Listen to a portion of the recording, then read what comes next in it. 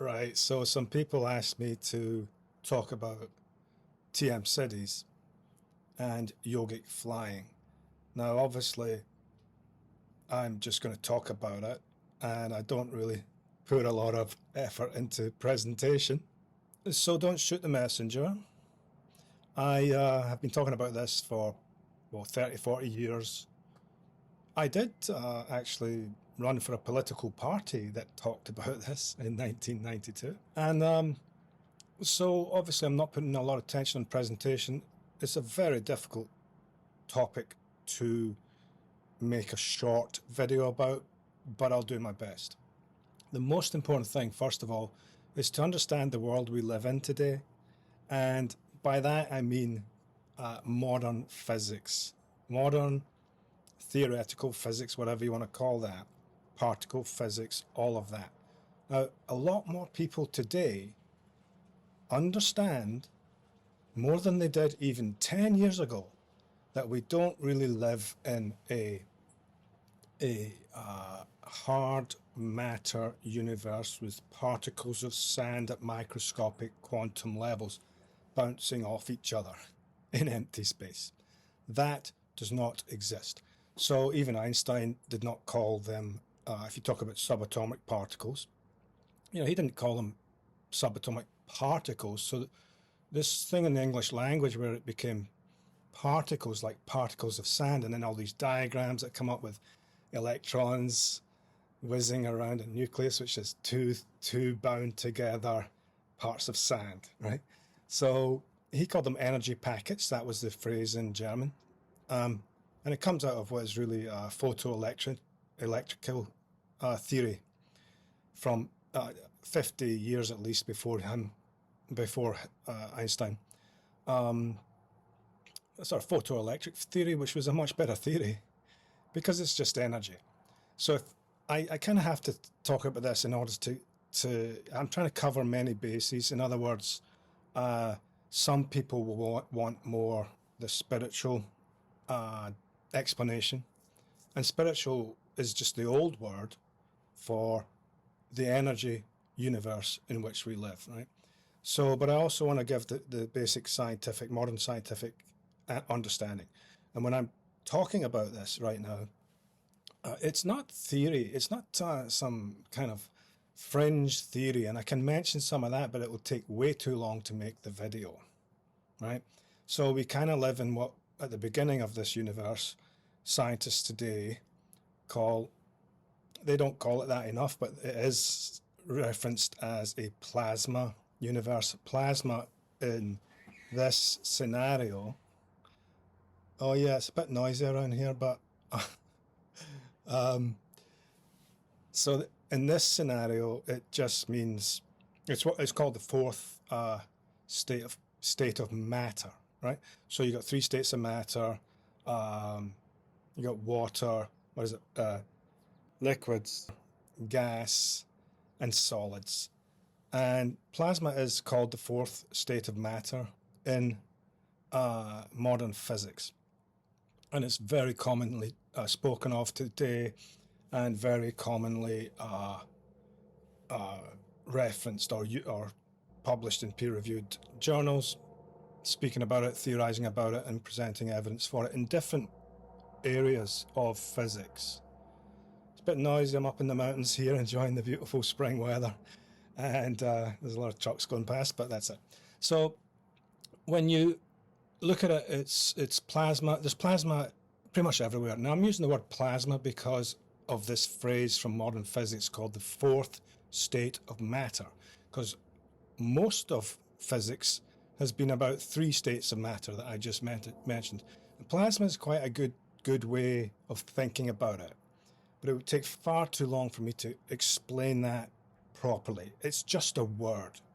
It's just another word for a sort of unbounded field in which intercommunication, meaning electromagnetic reconnection between different parts of this field, can happen almost instantaneously. In fact, at the speed of light. So this is a long explanation. I didn't mean to talk about this, but bear with me. So there's plasma at the beginning of the universe that's called the plasma field, also called the quark gluon field, but it's basically plasma. And in that regard, it's like those plasma globes.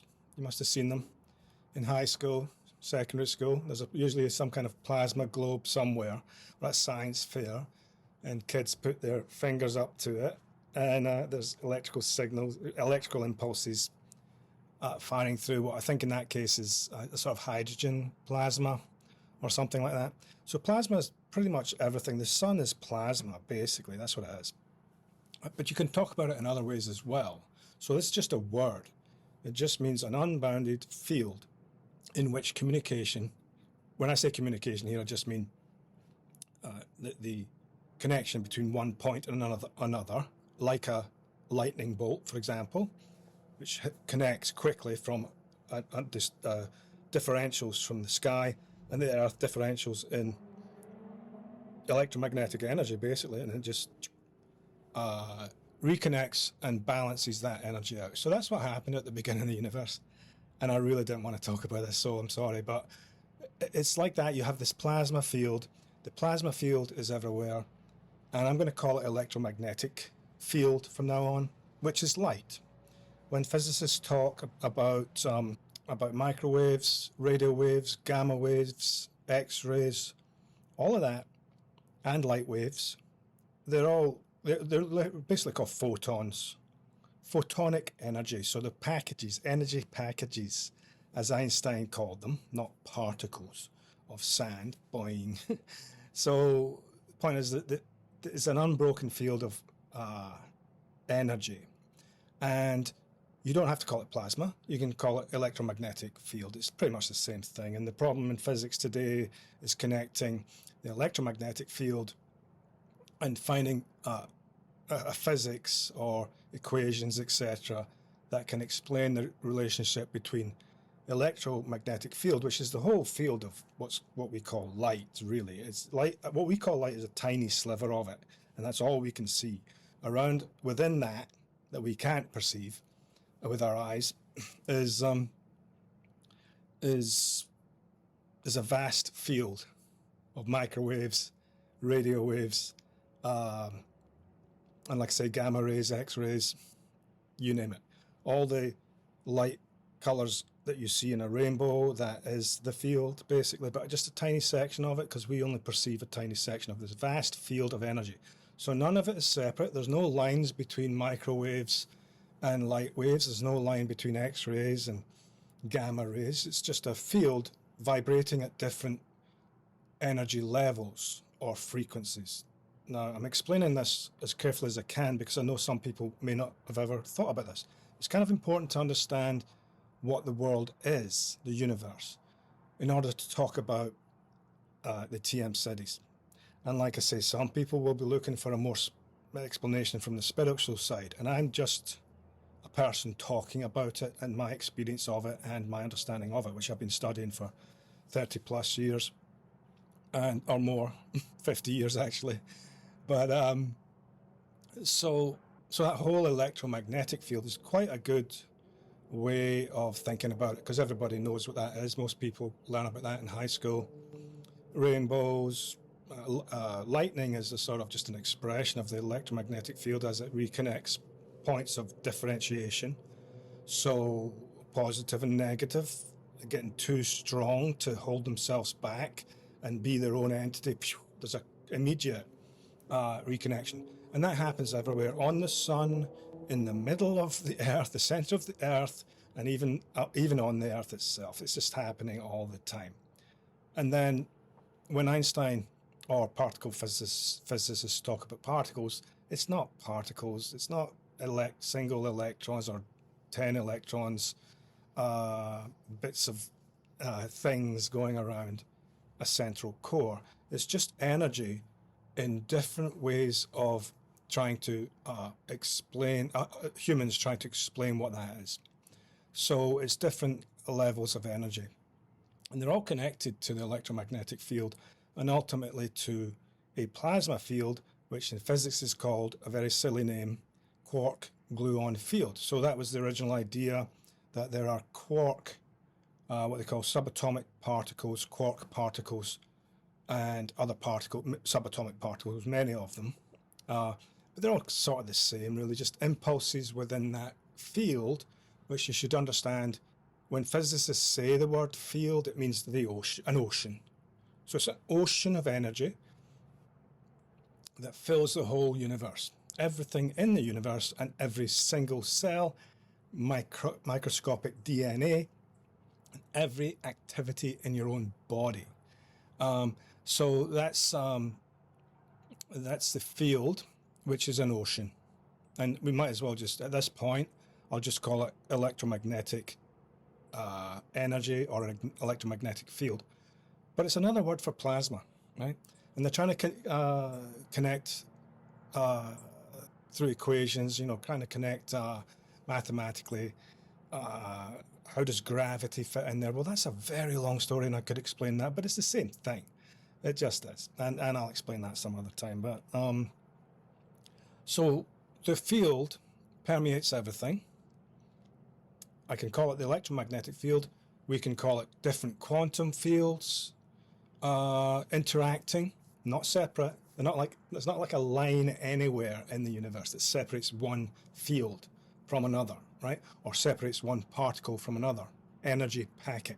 So they're just impulses of energy within this ocean that permeates everything in the universe. So that's what we are. We are not separate from that. We look at ourselves and think of ourselves as these people walking around banging into things, But that's just the energy fields themselves that are sort of built up like that because of our own evolution. That you'd walk into a lamppost or something, as all of us have done at one point. I hope you have. Just not paying attention, walked into something, and bang, boom.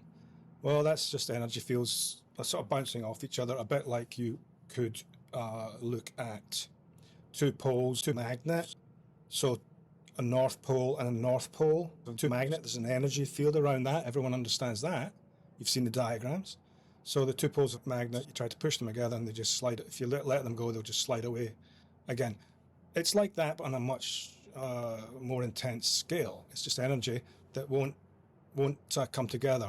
Opposite poles, negative and positive, attract.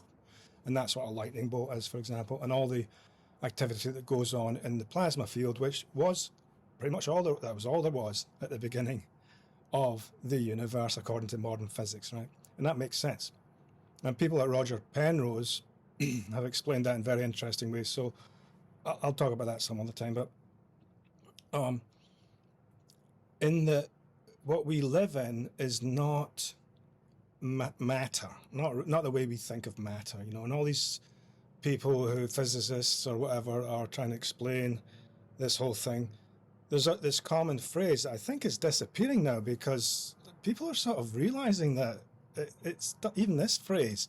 If you took all the energy of all the matter of the Empire State Building and took out all the energy, you'd end up with a basketball size of actual matter. Now that's a great analogy because it shows that the Empire State Building is mostly energy, like the universe. But even that basketball is not matter. It's quark gluon fields. And so you have the center of an atom. There's this important part. You have the center of the atom. It's always been explained in such rigid ways. You have the proton or protons, or just let's say proton and neutron. And those are just particles that are bound together, but they're not. They're energy systems bound together. And even those, negative and positive, and even those are actually, according to physics, have these more fundamental aspects to them. And so quarks and gluons, as if they're somehow the stable center. So the further you look, you keep finding more. You're looking for stability because it's called physics, which means physical. So looking for stability in physics for hundreds of years now, and certainly since the last century, or in the last century. But it doesn't exist because in those quark, or rather proton and neutron, doesn't matter, there's quarks and gluons These are another so-called particle, but they're not. They're energy packets, and they're fluctuating in and out the center of an atom all the time, right? So I'm saying all that, and then you have to understand that those quark gluons are not particles. They're known as the quark gluon field, which is an ocean, which the words are terrible for it, quark and gluon. It's silly. Just some physicists made up silly words as they went along. But so these two fluctuations, positive and negative, really, within a field, within an ocean that permeates everything in the universe, including yourself. So we'll get rid of the phrase quark gluon, and we'll just call it energy. For want of energy is not a good word, because people do think of that as little particles jiggling. It's not. It's a field, an ocean of unbounded quantum fields, basically. So it's all interacting. These quark gluons are just fluctuations within an energy field as they sort of interact with each other. And of course, as you know, two positives can't come together, so that pushes an energy system that's within the whole system, not disconnected, it's just part of the whole system. It pushes it away. But if two systems are opposites, they will attract, and they might just spin around each other for a long time, right? Not that long, but long enough for us to call it a nucleus or something. But it's just fluctuations in the field. And that's the most important point, is that people start this understanding that we do not live in the universe we thought we did. Because now we know without any question, and no physicist can deny this, we live in nothing but a universe of quantum fields interacting, fluctuations within the field interacting, this ocean that permeates the whole universe. And there are no lines or boundaries or breaks. So it's one field, ocean. And no physicist can credibly go against this these days. So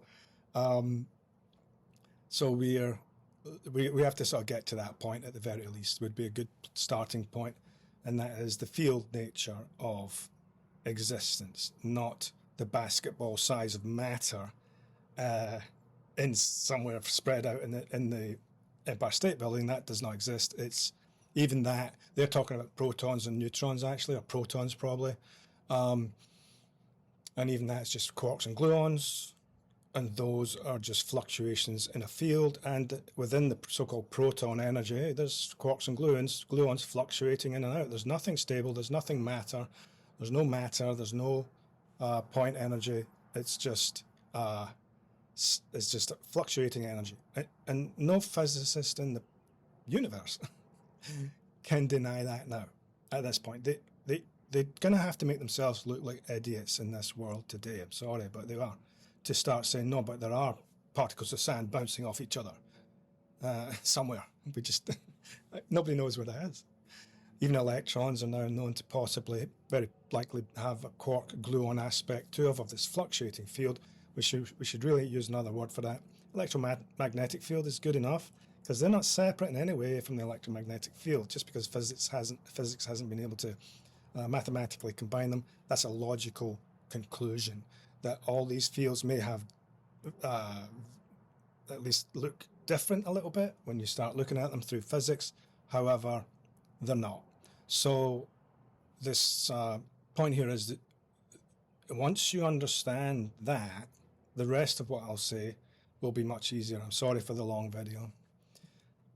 And maybe I should cut it there, but I'll just keep going. And because this video should be in parts, as maybe people can ask questions that way. I'll try not to make it too long. This has already gone too long for most people. However, that's the understanding of, and logic, and ancient logic as well, because they used to, before the photoelectric effect, which is an energy effect, the same thing I just described really, is interacting energies within a field. And the photon field, which is just the electromagnetic field. And so these energy packets that eventually, I think in English language anyway, and many others, seem to boil down to something called a particle, which makes it sound like a particle of sand. And then these diagrams of little particles spinning around the atom. We're just all completely wrong, a wrong way of thinking. So nothing but energy, and that's the universe we live in. We have to accept that now.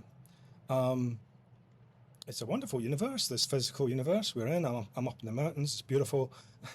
We should have, everybody should experience peace on earth now at this point. And the way to do that is understand this energy aspect.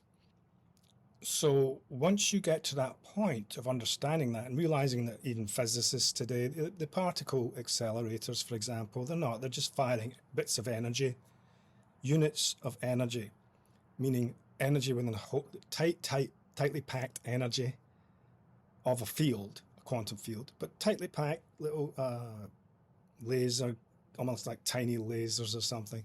They're firing them against other parts of energy, other parts of the same, ultimately the same field. And they're not like hard protons shot into like some kind of detector and seeing what happens. Boing! Boom! In those scatter patterns. That's not what's going on. So it's energy. They just happen to be very, very, very condensed energy. But they're no different than if you took the little metal parts out of a bar magnet and just looked at the patterns of two bar magnets as the north poles come together against each other. If you just look at the energy patterns, that's all it is. It's all it is. So I can't explain that any better, otherwise this video goes on forever. But the TM-Sidhis, Transcendental Meditation, Maharishi Mahesh Yogi, is where you should look. And if you're going to look for this, please go to tm.org. I've got nothing to do with that, but that's where you should go and find the real TM teachers who were taught by Maharishi Mahesh Yogi. So the Transcendental Meditation, what's that doing? Well, it's allowing the mind, or the brain and body, to reach subtler and subtler levels of the field, the ocean in which we live, which used to be called spirit. That has different connotations, so we don't really use that word anymore, but or the soul or something, right? So different subtler and subtler aspects of the brain and body, which I have just explained, ultimately is just energy. So the most subtle aspects of an energy field or the quantum fields, and the most subtle aspect of quantum fields, physicists would maybe call it, well, they'd call it the unified field, but they might also call it 0-point energy. So the silence in which all that activity is going on.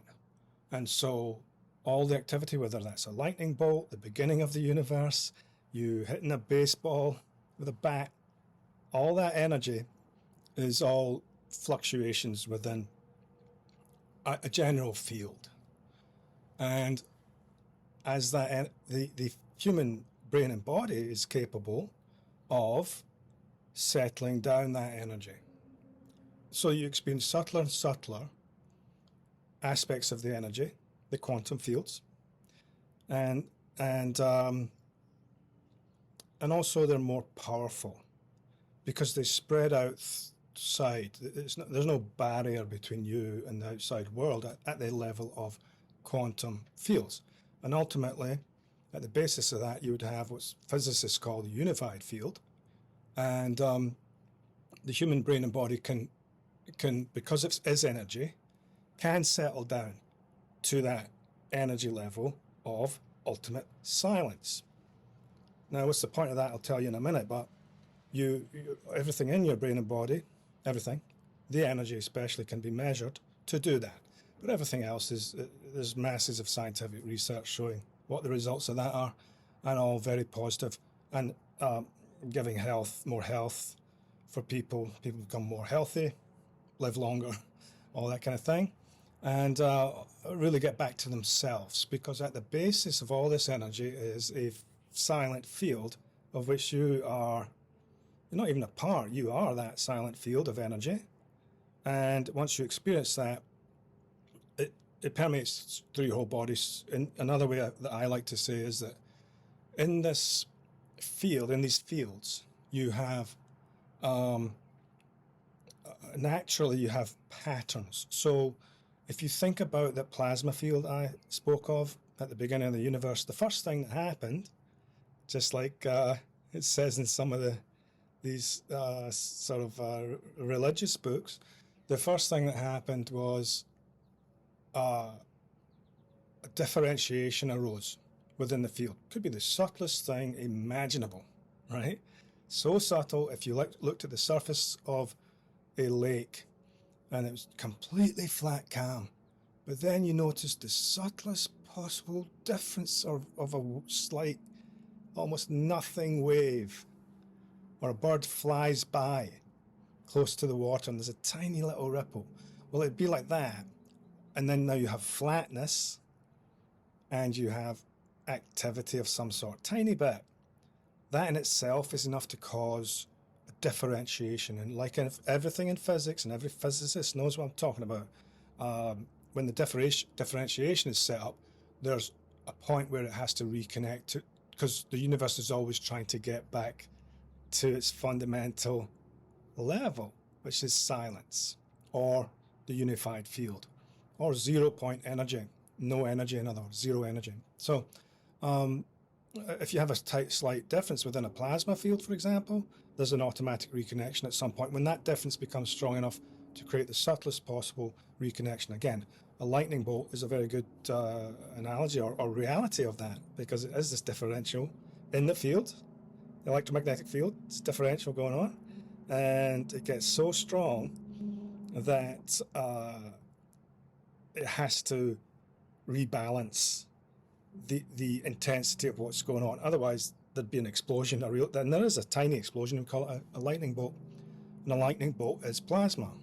It has everything in it that you could have at the start of the universe. A lightning bolt, basically. It does. It has electromagnetic energy. It has light, of course, and all the X-rays, all the radio waves, and even sound. And there are papers in physics that talk about the concept of the beginning of the universe having sound in it, a sort of sound, what we would interpret as sound. So that's a bit theoretical, but it's definitely in the physics journals about the beginning of the universe. So with transcendental meditation, TM for short, you're going to experience the whole mind and body, or don't forget the quantum fields, or the energy system, which connects to all the energy everywhere around you, settling down to experience the fundamental of all of that, from which all of that, those fluctuations, which we call ourself, people used to call it a soul. We can just call it ourself, the self. But as it settles down to that, your whole energy system settles to a place of silence so profound, you will never look back. Even just as soon as you learn TM, basically, or within the first week or so, you're going to experience that, and you don't look back. So as that silence is experienced, that field, which most people, almost no one can do just by thinking about it and saying, I'm going to experience the silence. You might get some sense of it, but it won't be as profound or long lasting.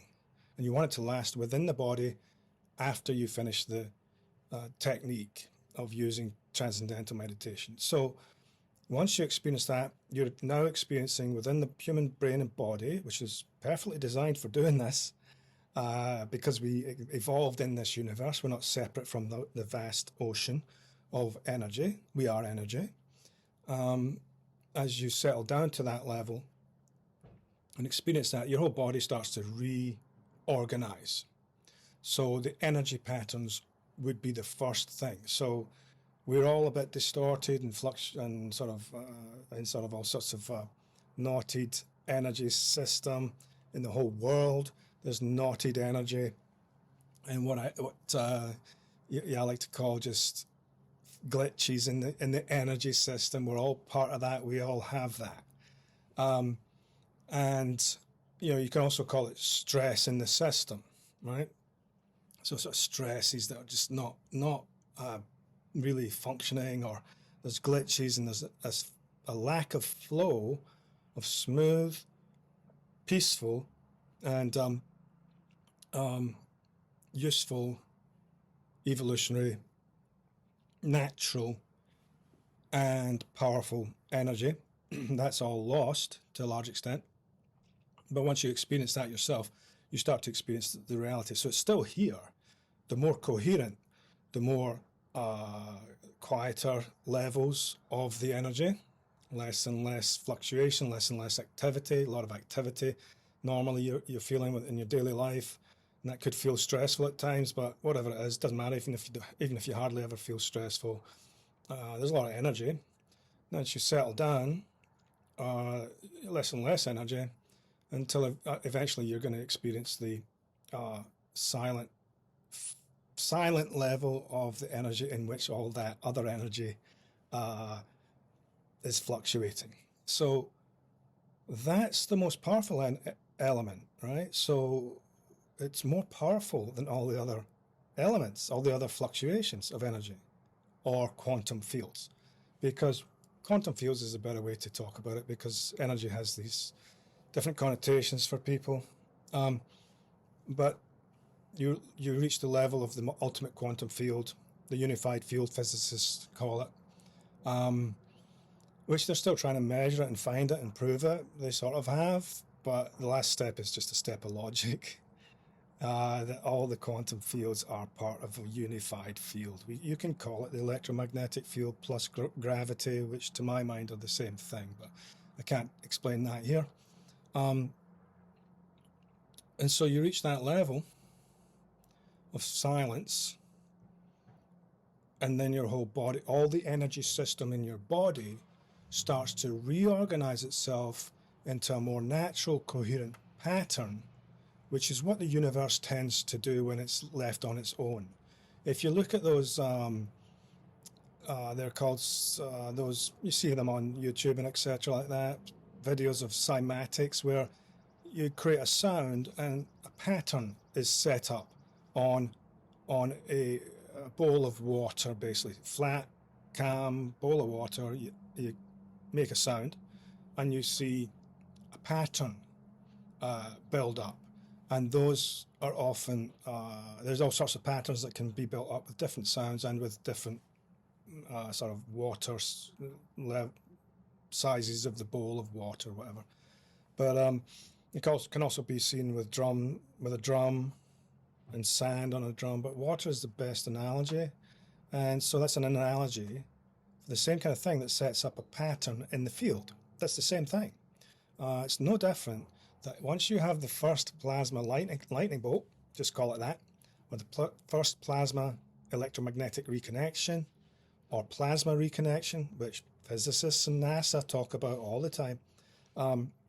Once you have that at the beginning of the universe, let's just say the beginning of the universe, whatever that is, because there was no time in plasma really doesn't have much time in it until you can start having a reconnection. So you get this instant reconnection, and that's the activity of the field.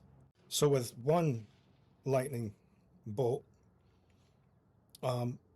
you've got two things now that are connected. They're connected one to the other. And so there's conceptually two things and the connection between them. And that really is the beginning of the universe. That instantly sets up all sorts of other patterns within this sort of unbounded field. And that, because they all are sort of interacting now, a pattern is set up. Yeah? It's a bit like those mandalas, those diagrams of mandalas from ancient cultures, and sets up a pattern, quite symmetrical. It's very symmetrical because they're just interacting with each other, and there's nothing else for them to interact with.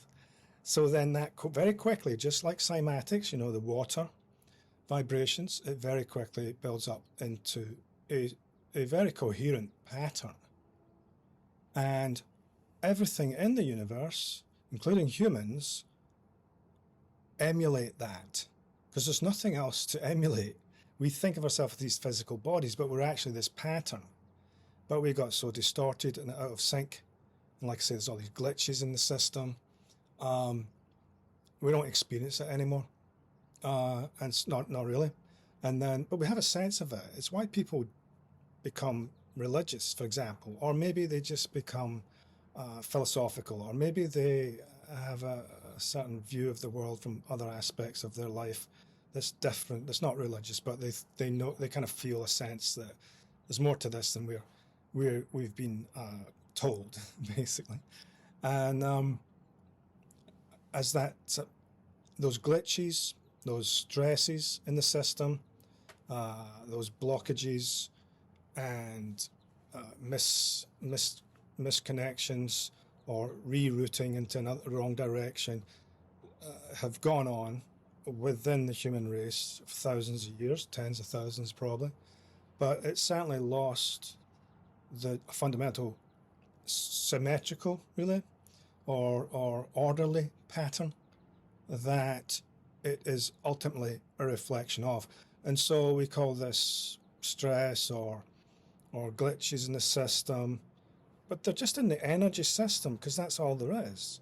So as soon as you experience the fundamental, not just experience, but every single aspect of the energy system that you are becomes that silent, fundamental basis of the universe.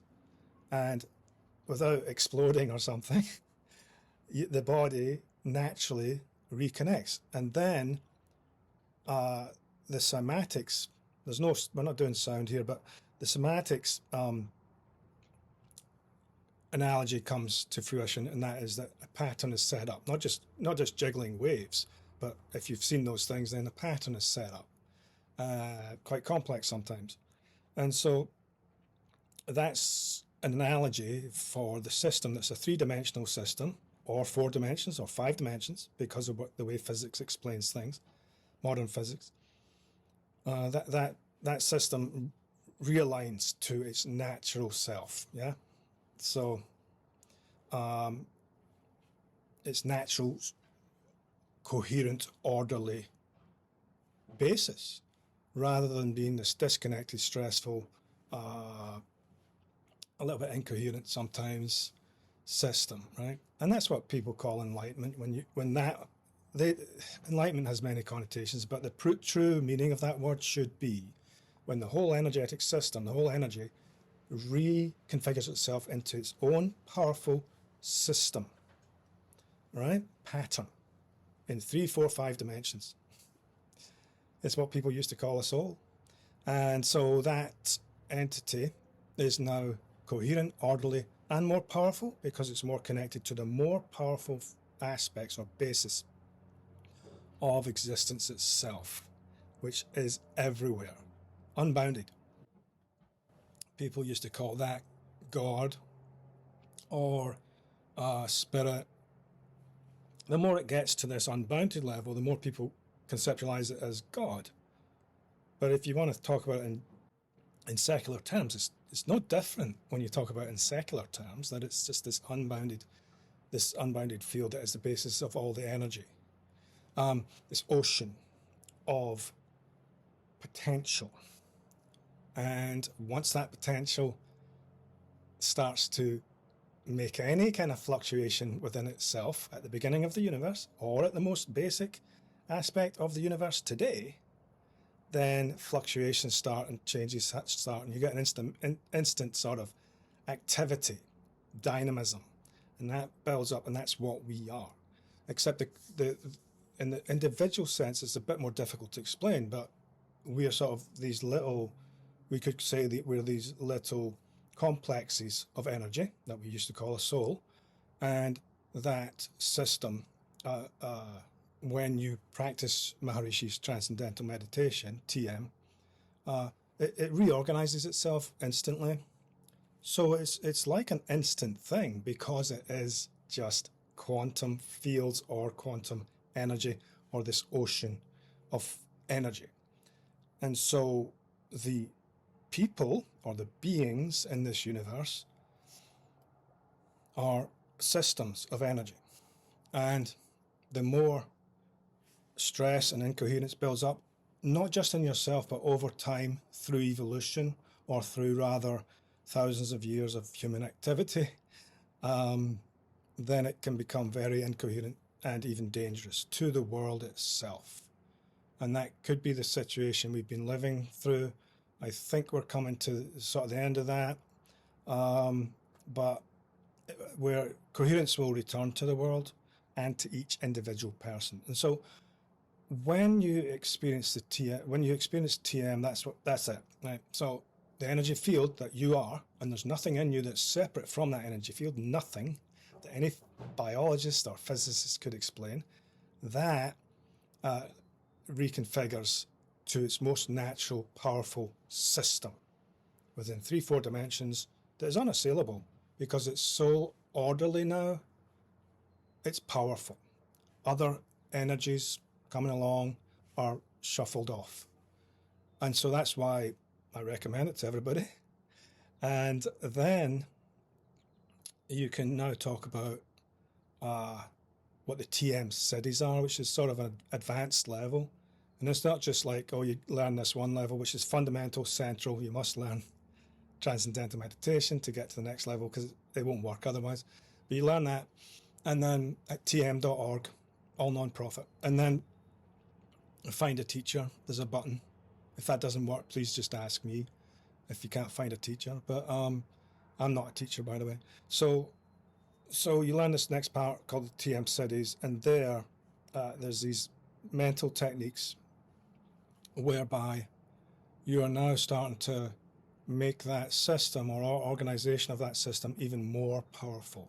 And you can see that in the EEG, electromagnetic, it's an electroencephalograph. It's a bit hard to say that word, but it's just electromagnetic energy that they can measure in your brain and on your skull and in your brain, and to some extent down through the first few centimeters of your brain. And they can see how your brain is actually functioning on the electromagnetic level. They probably won't call it that, but that's what it is. And so it becomes more orderly, powerful, and the whole brain starts working together as one. So more unified, rather. So the system becomes more connected within the brain and throughout the whole body. And so then, so it's more connected, it's more unified, it's working more efficiently, and it's working as the brain should work, right? Which is coherent communication across the whole brain at light speeds, or near light speeds at the very least. And so through this electromagnetic field. And so then it's more coherent, which means it's more harmonious throughout the whole system, working together. But it's also more powerful. The energy of the brain and body is also given power. Physicists actually call it power, electromagnetic power, or EEG power, EEG power. And so that means, in simple terms, that means your brain and your body, the energy system, is more coherent, more connected throughout the whole system, from the very DNA of your body, which is also electromagnetic, or rather plasma, or rather quantum in existence, whatever way you want to call it. And all of it has that basis to it as a fundamental, the fundamental reality of everything in your body, whether it's DNA, anything really, the organs, everything starts to realign with the system, which is now more coherent. Now, if you just talk about the brain, but it is the whole body. But if you talk about the brain, then the whole brain becomes more coherent, functioning more coherently. In other words, you're smarter than you used to be. And you're also more intelligent, more able to think clearly, is the point here. And think critically, which is we need in this day and age. And so, but also it's more, the energy is actually more powerful. Now, on those levels, it's a tiny amount of power, but put together in this whole system, which we call, well, what should we call it? The quantum system that fluctuates throughout your whole body, and it has a pattern or a three-dimensional pattern to it, four-dimensional, five-dimensional. It becomes orderly, and the whole, well, in terms of the brain, it's all working together more orderly, but it's also more powerful. It's also more, because it's in this system that is now more coherent within itself. It's, like I said, it doesn't have these influences that might shake it or make it look away or look away from what it really should be doing. Maybe you're supposed to be doing something, it's a bit dangerous on a tool or in engineering, or you're doing some building or something. If you look away, oh, shoot. Yeah, you hurt your thumb with a hammer or something, right? So that's a really, really basic way, but it goes for everything, even your own thinking about the world, which we all need to think more critically and clearly about what the world is and what's happening in society. And so this is not a partisan thing, by the way. I'm not partisan of any kind, but it is about where do we go next. And it's looking very incoherent in the world right now. I do think we're getting to a more coherent aspect of it. And with that coherence in the brain, I want to go back to that, EEG, electromagnetic system, or plasma system. It is plasma, and or at fundamental levels, and or you just call it quantum fields, and ultimately the unified field. That system becomes more orderly, more coherent. Connections within the system, if you want to put it that way, it's a bit hard to explain this stuff, but connections within the system are much more instantaneous, and that emboldens or energizes the whole system, become more powerful. This pattern, if you like, this systematic functioning. And once these sort of glitches, incoherence, and lack of flow within that energy system that is yourself, once that dissipates, because you've now experienced the most silent, least activated aspect of the field, once those glitches and stresses eliminate, you'll feel it immediately, by the way. But once that's eliminated, it's not you don't have to do this for years or something. It's just immediate. That's the beauty of it, immediate, because it's just a reconnection or reconfiguration of this glitched field with all these glitches and stresses, and it's not quite aligned. And so it's an immediate flip, almost immediate. Could take a week or two, but of you doing it on your own, you're not going to have to join some group or anything. But so that field flips to back more and more back to its normal, natural system, orderly, and like a pattern. So it's more orderly, and because of that, it's more powerful, because the communication within it, the natural communication, or rather the natural form and the natural flow within that energetic system is re-established, which is what we are supposed to be in the first place. Expressions of the system that is the universe itself. You go back to the plasma fields, you have a reconnection, it suddenly builds up with interactions within itself to be a coherent system, very powerful.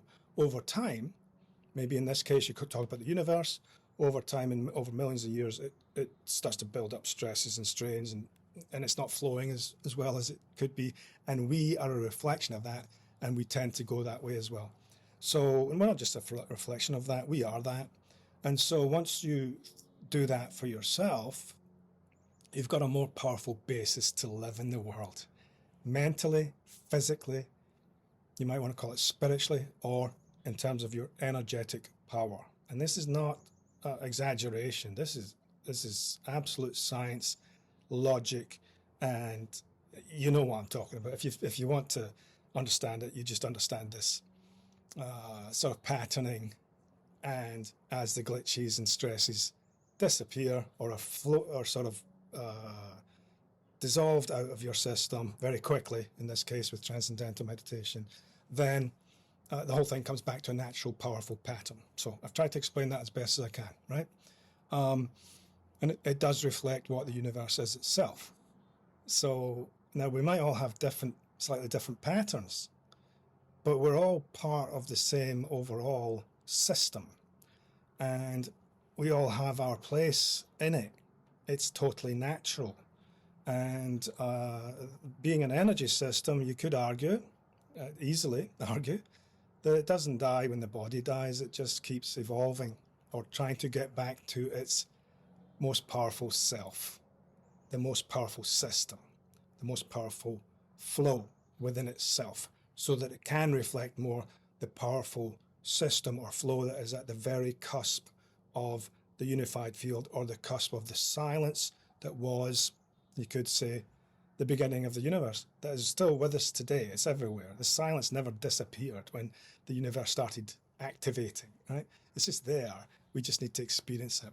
So that's transcendental meditation as best I can, and I'm not probably the wrong person to explain it, okay? But the other thing is the TM-Sidhis, you use a new technique, a new set of techniques that are really, it's not just a little step up. Transcendental meditation is the center, the hub that you have to develop. You should develop that first. Then the next step is, it's like a huge step up suddenly. I like to say it's when you're not using transcendental meditation, you're sort of stumbling along actually in life. When you use it, you start walking, and then you start walking more and more. Instead of stumbling, you're walking more and more powerfully, you could say.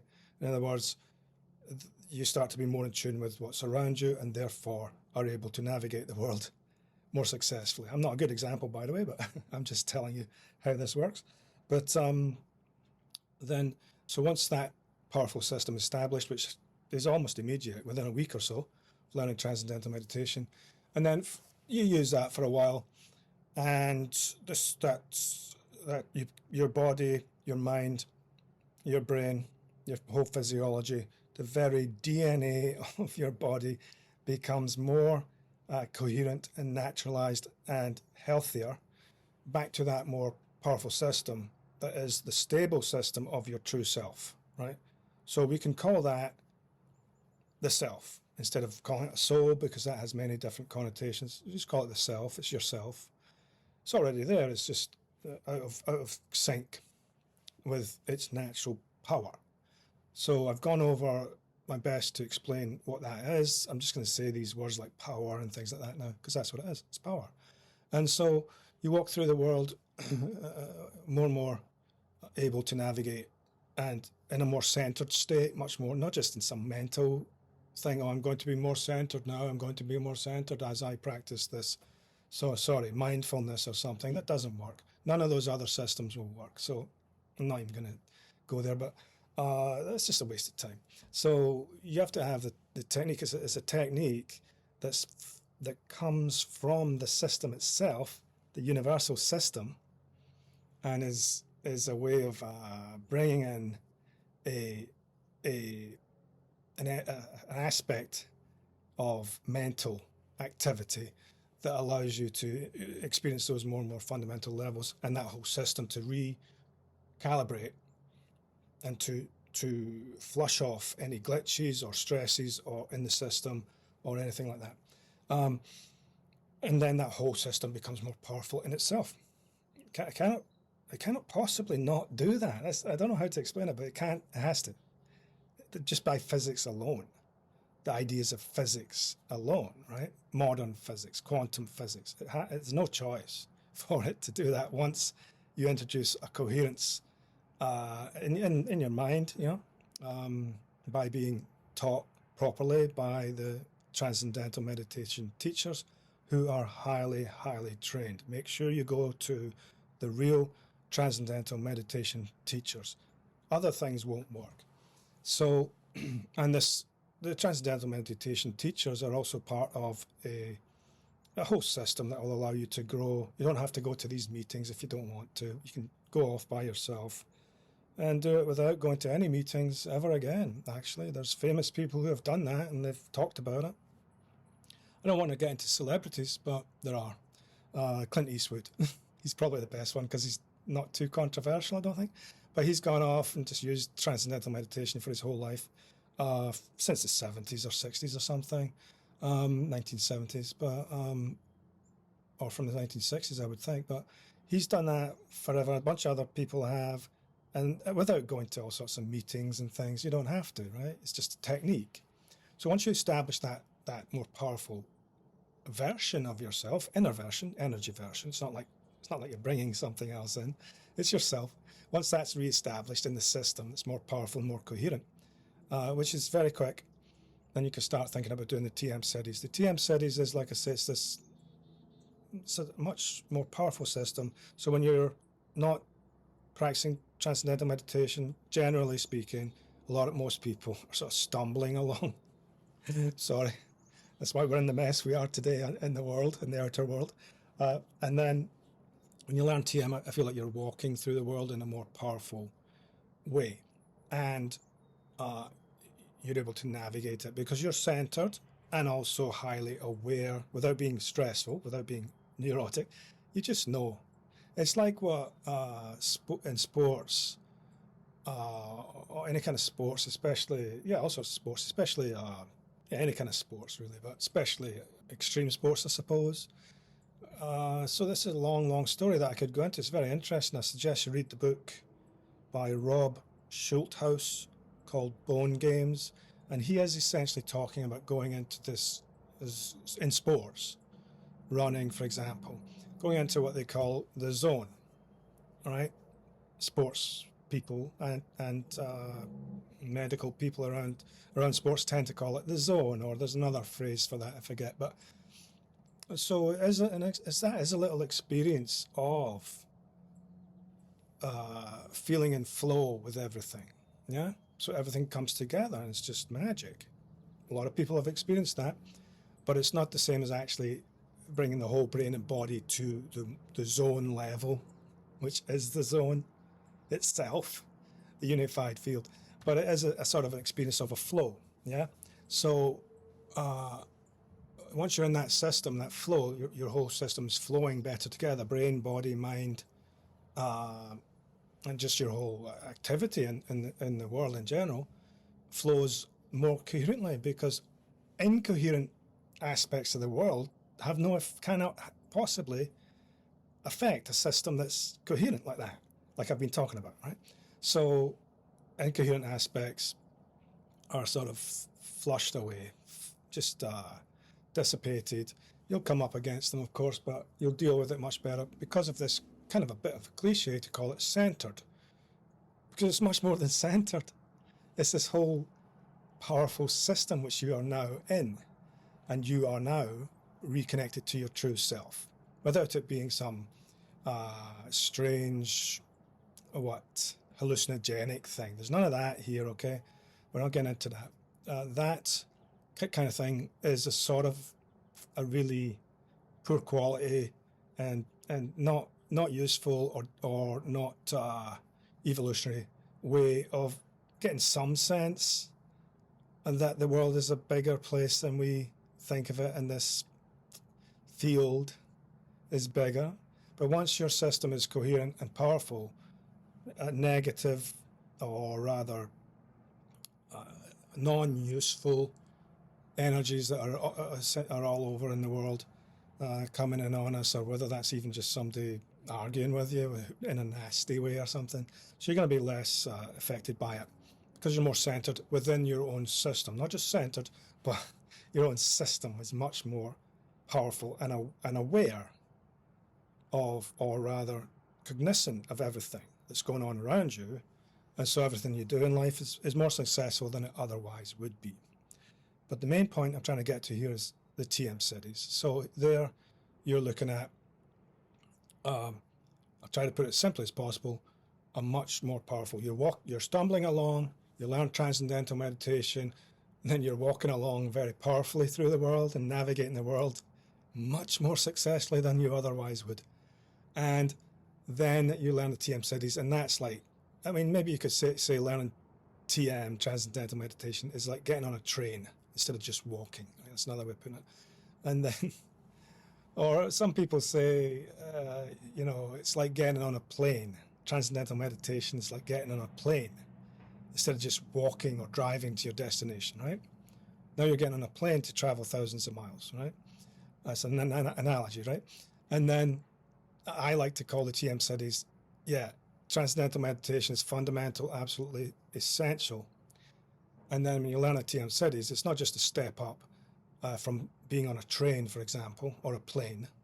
It's like getting on an intergalactic spaceship without any of this hallucinatory stuff. I don't mean that in a hallucinatory way. It's just very, very, very powerful, much more powerful than what you could otherwise have, right? So it's a more advanced technique, and then in that manner, we're using that technique, that whole system that I talked about, that is yourself, that is in 3, 4, 5 dimensions, and it doesn't stop at your skin. It fluctuates out. Some people call it an aura, which is just energy, again. But that becomes more coherent and powerful, and then the TM-Sidhis maximizes that effect, so it becomes very powerful, and more even the EEG, or the electromagnetic energy, or the energy in the brain, for example, can be seen to be much more coherent and powerful, strong, in transcendental meditation. But then with the TM-Sidhis, it's even more so, much more so, powerful and coherent in a way that I could talk about what that looks like, but it really is the ultimate system of energy that you could possibly experience, and it is yourself. And so that's TM-Sidhis. I won't talk too much about any more of that. Some people will look this up online and try to do it themselves. That's not going to work reading it out of a book. Just go to tm.org and learn from a fully qualified TM teacher. It's the only way. And then the TM-Sidhis, of course, from that same organization, non-profit organization.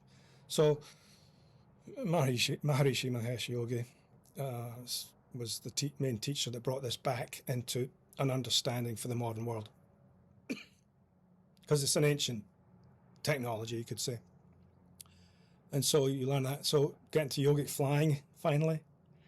Yogic flying is a method. So it is connected to the idea that as an energy system, you're not separate. Now, I'm using modern terms. I'll maybe use more ancient terms in a second here.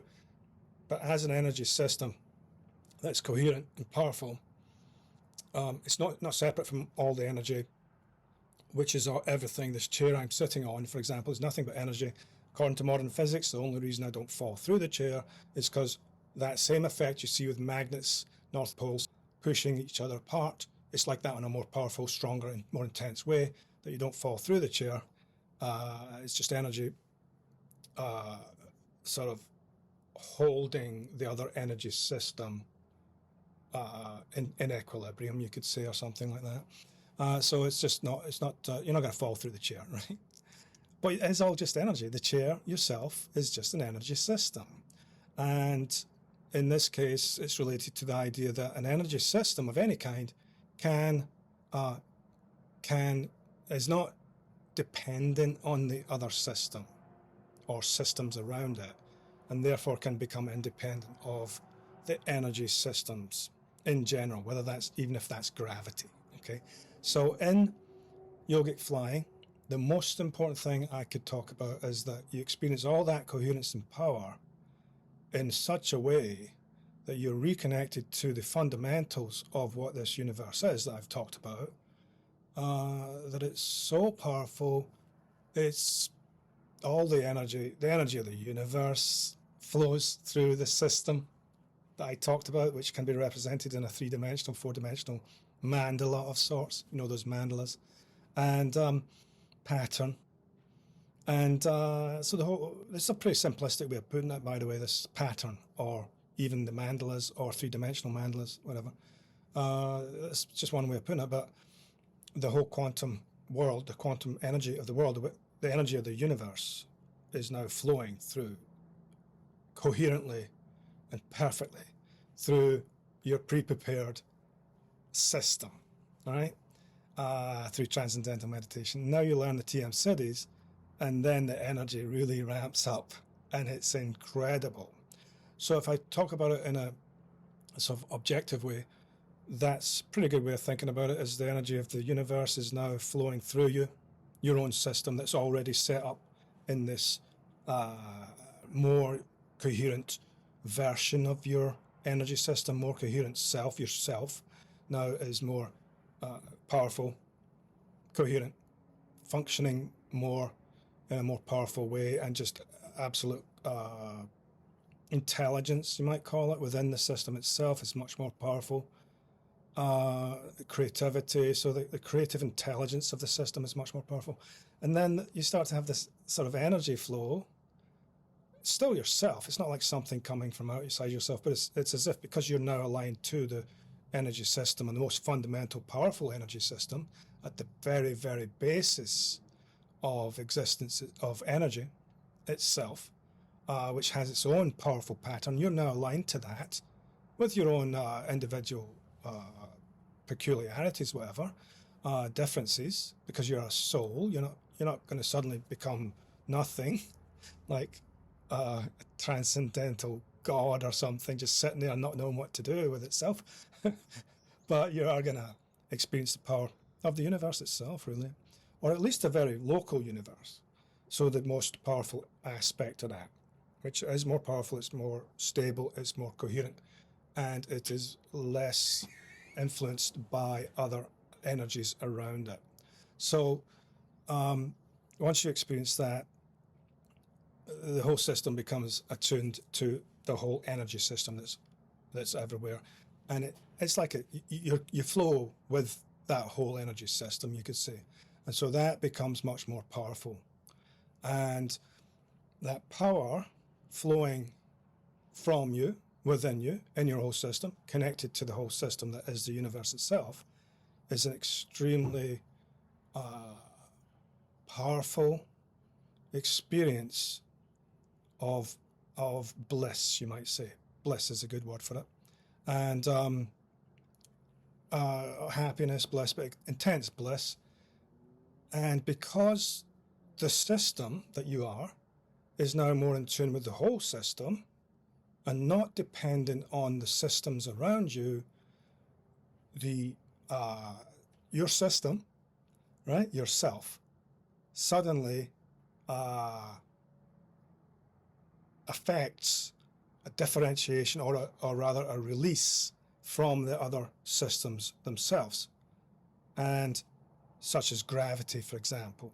And for a short space of time, you, in this case we call it yogic flying, it's really more like hopping, but it's not physical hopping. There's a little bit of that goes on, but it's not something you practice to get good at. You just become suddenly a feeling of absolute lightness, bliss, interconnection with everything, and something that I can't even describe. And the body lifts from the ground in a sort of hopping manner in the beginning, and then it becomes more and more light, and you feel more and more connected with the universe. Now, what's important about that? Why would you do that? It's like a waste of time, doesn't it? Sounds like it. And it's not yourself. It's not trying to be an athletic hopper or something like that, good at hopping. But it's the internal experience where the powerful bliss is ramped up 1,000-fold. Your coherence within yourself is ramped up. The power of your own being or system that I've been talking about is ramped up to a power level that is very, very rare in this world, in history. And so what's important about that? Why would you bother with what looks a bit silly from the outside? But inside, it's an incredible, incredible experience, like I've explained, as you reconnect and reestablish your natural patterning with the most powerful aspect of any kind of system, of this system we call the universe. As you integrate to that, then your whole system, the system I've been talking about, we can call it the energy system, the aura, whatever you want to call it, the self, that becomes even more integrated, powerful, and evolves very fast to what a human being is supposed to evolve into. So we've been evolving biologically for thousands, millions of years, whatever it is, as an animal species. But now the next evolution is on the level of energy, which is very fast. That reconnection, instantaneous, that I've been talking about, that repatterning and restructuring of a much more coherent and powerful pattern or system is much faster for the human race than biological evolution has been. So that's going to happen to everybody now, because now there are more and more people using the TM-Sidhis, which creates this powerful integration in themselves and through the immediate vicinity of themselves. Now, just like when you, let's say you have a transmitter of some sort, and then you put two transmitters together. Maybe it's a speaker, right? A speaker on stage. It's one speaker gives a certain amount of loudness to the signal. In other words, you can hear it. You put two together, you get more and more amplification. That's why it's called an amplifier on stage or something. So that amplification is amplified, and then you can amplify by more and more of that, those signals, or that radiative sound. You get more and more amplification of the effect that's already coming from one individual. As a TM-Sidhi yogic flyer, is already creating the most powerful, coherent enlivenment of the creative intelligence, or the sort of coherence and creative intelligence of the universe itself, the orderliness, enlivening that, and it's not subject to, it doesn't stop at your skin, it's an energy system.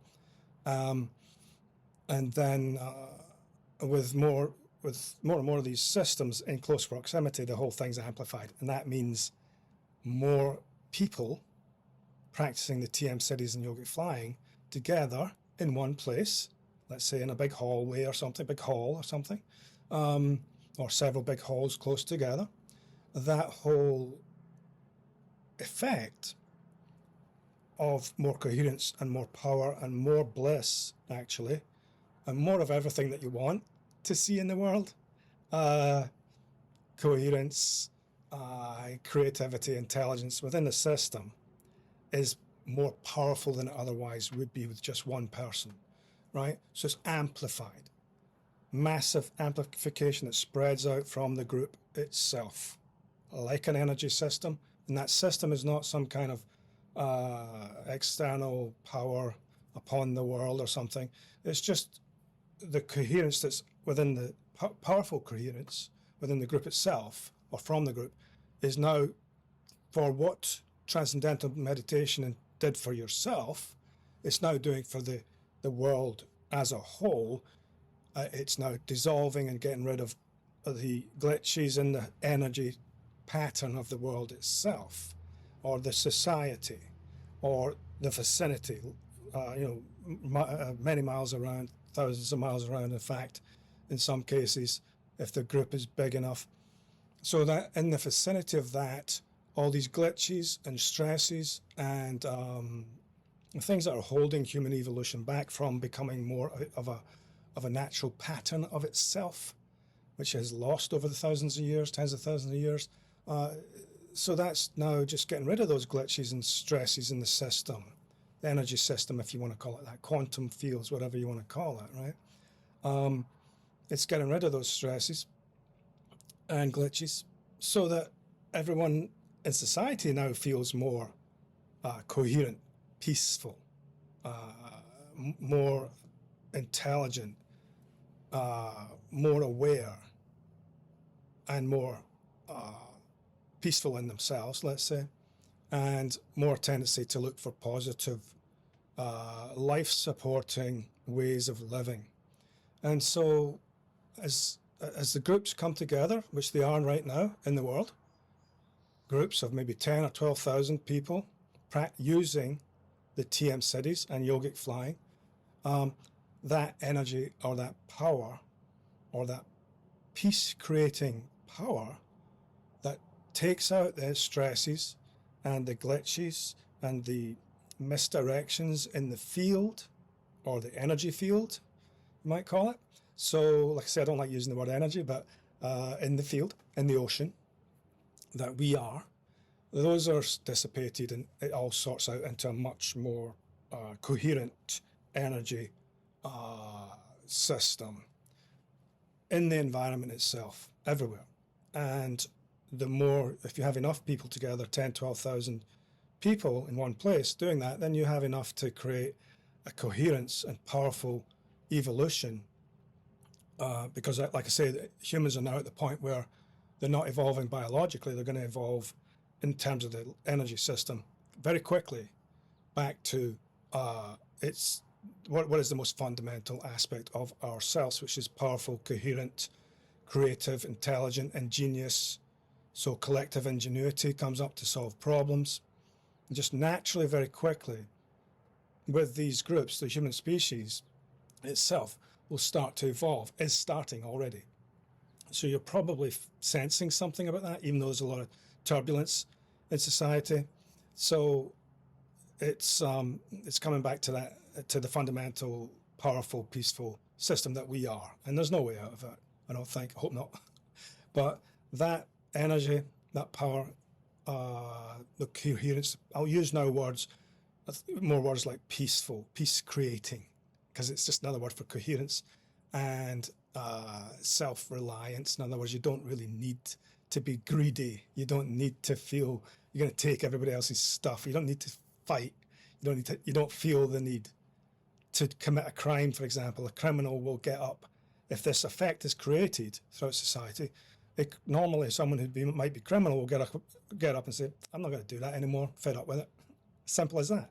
Because their own system is being integrated into what is a peaceful, coherent system itself. And so then that's coming up now. People are going to feel it. Best way to really engage in that is through Maharishi's Transcendental Meditation, TM, through these trained TM teachers at tm.org, not some other system, it's not worth it.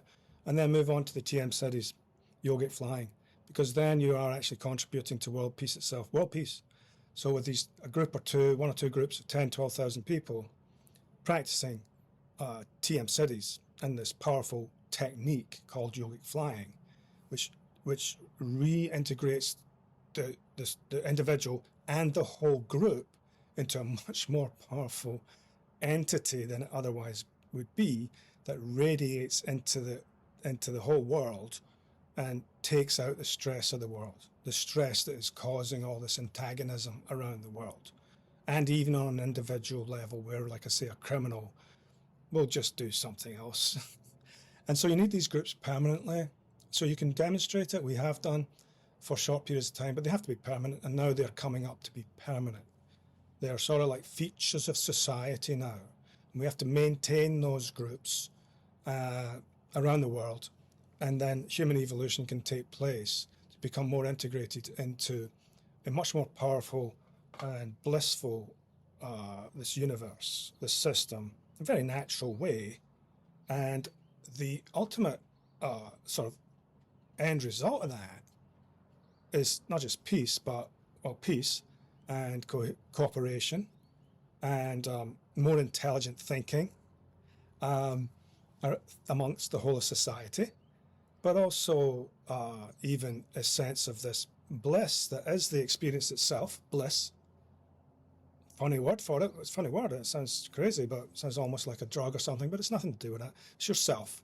So experiencing yourself is a very super blissful experience, and then that integrated into everything else, into the whole system itself. Then all the individuals themselves start to evolve into that, and once that happens, then the world itself becomes more blissful, right? And that can be referred to as a sort of heavenly feeling, a more blissful, more integrated, more functioning in the world in a more natural and effective way, and just happier in themselves, each person, not greedy, not violent, and they don't need to do that anymore.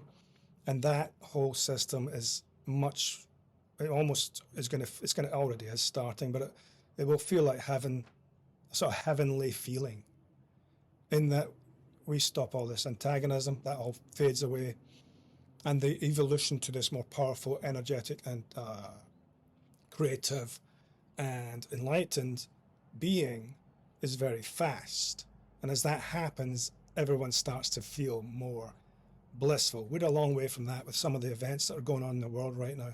But that's what ultimately should happen. If you want to be part of that, just go to tm.org, find the TM teacher, Transcendental Meditation, and then start to move towards the Sidhis, the TM-Sidhis, and go through that organization. Any other system won't work. I can't be bothered trying to explain why that is, but it just does. And then you get more to what Maharishi refer to as heaven on earth, because now you're more in tune with the fundamental patterning or system that is blissful and powerful at the basis of everything in the universe itself.